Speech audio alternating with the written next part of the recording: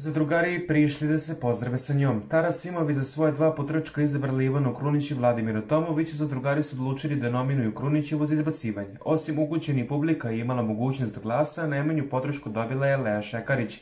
Za jednu od njih dve ovo je posljednja noć provedena u Beloj kući. Po dolasku voditelja Ognjena Amidžića, zadrugarke nominovane za izbacivanje su odigrale zanimljivu igricu koju je spremio veliki šef.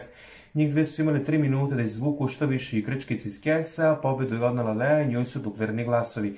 Voditelj je saopštio zadrugarima da je publika glasala i da je najmanji procenat glasova imala Šekarićeva, iako je pobedila u igri. Ona je dobila 14% glasova i morala je da se pozdravi sa zadrugarima i napusti Belu kuću.